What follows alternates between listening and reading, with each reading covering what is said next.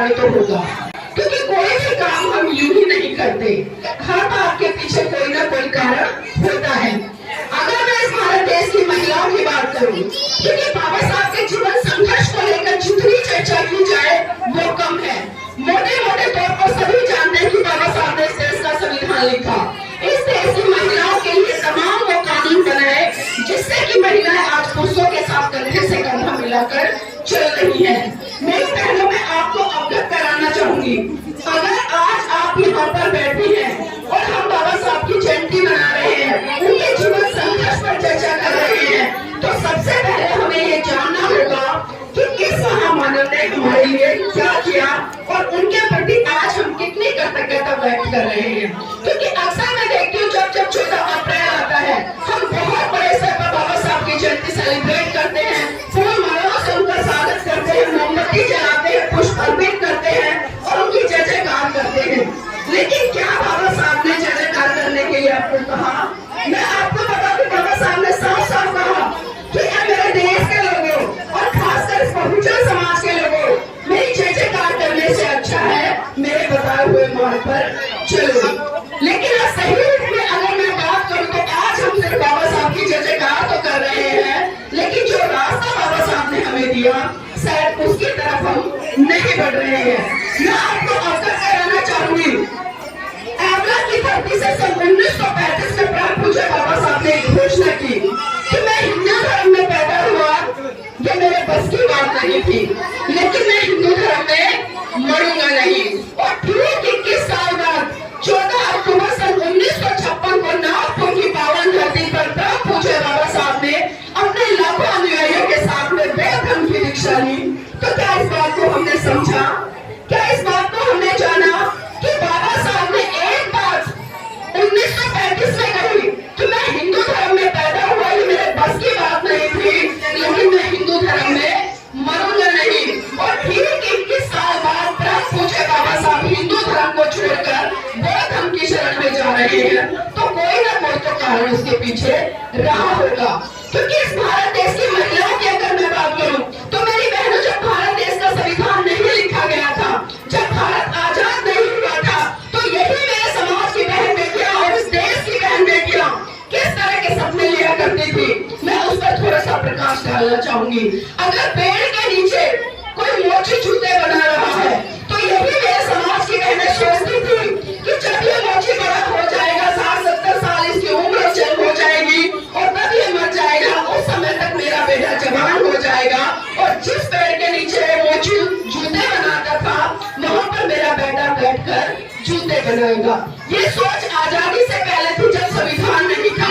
इसी तरह से मेरे समाज की बहनें जब पेड़ के नीचे कोई नाई बाल बनाता था, बाल काटता था, वो भी उसी तरह से सोचती थी कि जिस तरह से उस मोची की उम्र पूरी हुई, इसी तरह से इस नाई की उम्र भी पूरी होगी और जब ये चला जाएगा तो इसकी कुर्सी को मेरा बेटा संभालेगा। तो ये सोच नहीं थी आजादी से पहले, संविधान से पहले। आप कितना छोटा सोच रहे हो, कोई नए बनने पर सोच रहा है, कोई मोची बनने पर सोच रहा है, कोई छोटे मोटे काम करने पर सोच रहा है, लेकिन जब बाबा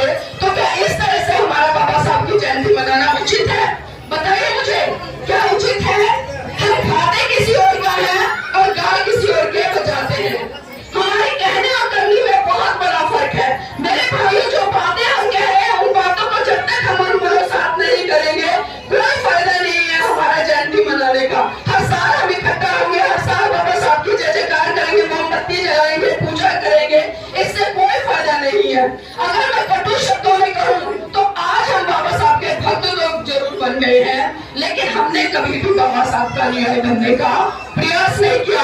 और भक्त में और अनुयायियों में क्या फर्क होता है आप समझने का प्रयास कीजिए।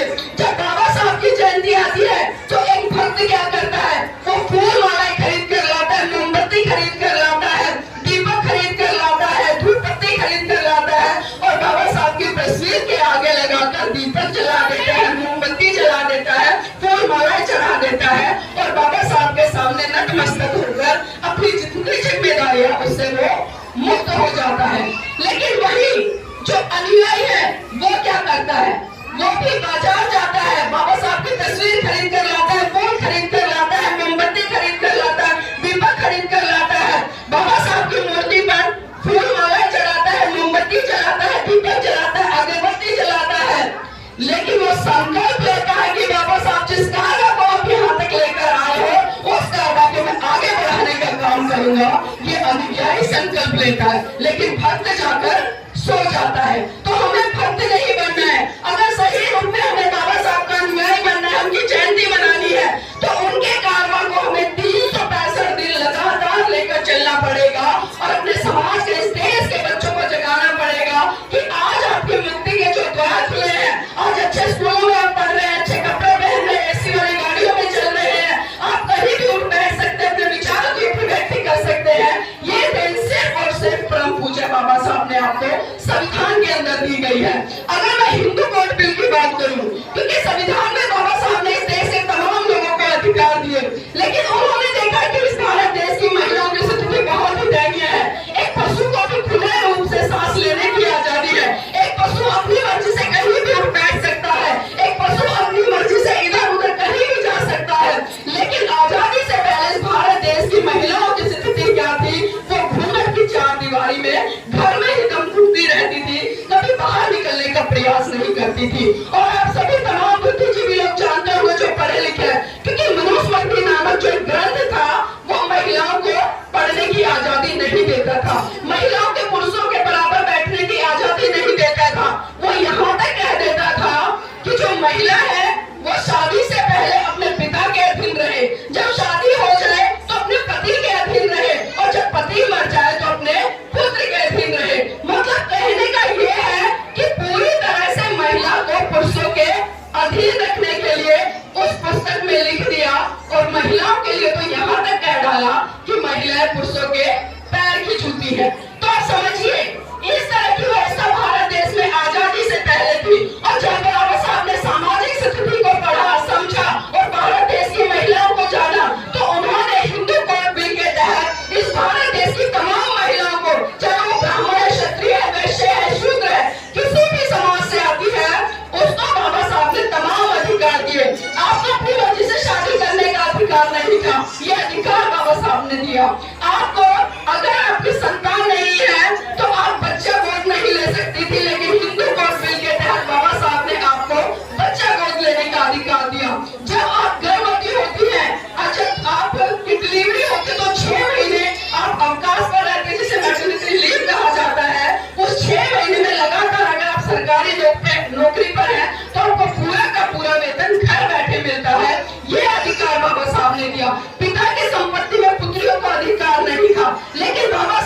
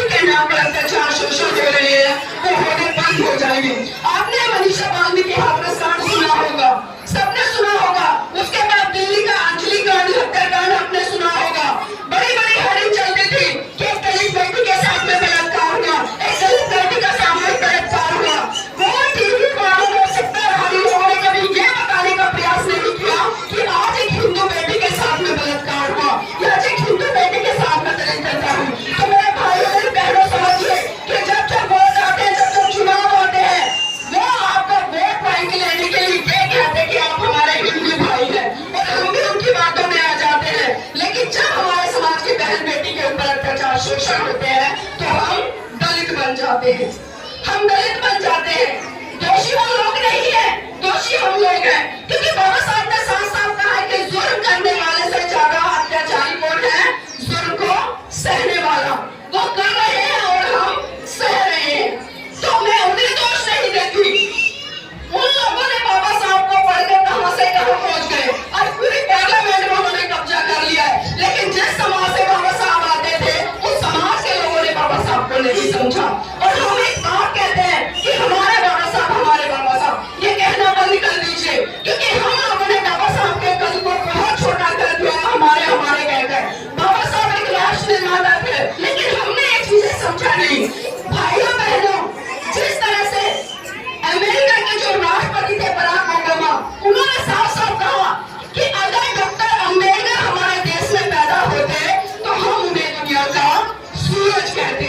लेकिन विडंबना है कि जिस देश में बाबा साहब पैदा हुए, आज उस देश के तथाकथित लोगों ने बाबा साहब को जाति के आधार पर इतना छोटा कर दिया, इतना छोटा कर दिया है कि मुझे कहते हुए भी शर्म आती है। और इसमें गलती हमारी भी है। वो लोग कहते हैं और हम मान लेते हैं। मैं आपको याद दिलाना चाहूंगी, अमेरिका में कोलंबिया यूनिवर्सिटी है, जब 300 साल का उसका इतिहास निकाला गया, एक सर्वे किया गया कि 300 साल में जो जो यहाँ से छात्र पढ़ने गए हैं, उसमें सबसे बुद्धिमान और सबसे महान कौन था? तो आपको जानकर आश्चर्य होगा, 300 साल के इतिहास में जो सर्वे किया गया, उसमें पहले नंबर पर डॉक्टर भीमराव अम्बेडकर जी का नाम आया। तो ये गर्व की बात है भारत देश के लिए, लेकिन नकारा है इस भारत देश के लोग इतनी बड़ी बात को भी नहीं समझ पाए। और दूसरा उदाहरण मैं दूंगी, हिस्ट्री टीवी है और बीबीसी न्यूज चैनल, आप सब जानते होंगे, इन दोनों ने मिलकर एक सर्वे कराया था कि भारत में सबसे महान व्यक्ति कौन है। और उस सर्वे में 100 इस भारत देश के महान पुरुषों को लिया गया, जिसमें कुछ वैज्ञानिक थे, कुछ राइटर थे, कुछ साहित्यकार थे, कुछ फिल्म इंडस्ट्री से आने वाले लोग थे, कुछ खेल जगत से आने वाले लोग थे। आपको जानकर आश्चर्य होगा, उसमें दूसरे नंबर पर सचिन तेंदुलकर रहे, दूसरे नंबर पर डॉक्टर एपीजे अब्दुल कलाम रहे और पहले नंबर पर प्राण पूज्य बाबा साहब रहे। ये इतिहास है हमारा, हम इन शूरवीरों के संतान हैं, लेकिन हमें पता ही नहीं है। जब हमें पता ही नहीं है तो हम कैसे गर्व करेंगे? हम कैसे गर्व करेंगे? हम कैसे लोगों को बताएंगे कि हम कोई छोटे मोटे लोगों की संतान नहीं है? हमारे वंशज बड़े शूरवीर थे और बाबा साहब विश्व के 5 बुद्धिजीवी लोगों में से गिने जाते हैं। शायद हमें ये भी नहीं पता, कुछ लोग जानते होंगे। तो मैं चाहती हूँ कि आप बाबा साहब के संघर्ष को पढ़े, उनके जीवन को, उनके चरित्र को पढ़े और उसको मनोसात करते हुए दिशा में बढ़े जिस दिशा की बाबा साहब बात करते थे। बाबा साहब ने 1956 में साफ साफ एक संदेश दिया था, और आप उस विरासत को बचाइए, उस धरोहर को बचाइए जो वैज्ञानिक सोच की बात करता है, जो आपको अंधविश्वास, पागलवाद से दूर ले जाकर एक साइंटिफिक थंब देता है। लेकिन ना तो हमने सत्ता वाली बात को समझा और ना ही हमने बाबा साहब की उस थंब वाली बात को समझा। तो मेरी बहनों और मेरे भाइयों में सिर्फ इतना ही कहना चाहूंगी कि इस देश में बहुत बड़ी बड़ी क्रांतियां हुई है, आज भी क्रांति हो रही है, आज भी लोग बाबा साहब के संविधान के तहत तमाम अधिकार ले रहे हैं। आज लोग सत्ता पर बैठे हैं और सत्ता पर बैठकर किस तरह से आपके ऊपर अत्याचार शोषण कर रहे हैं, ये भी आपको समझना पड़ेगा, जानना पड़ेगा।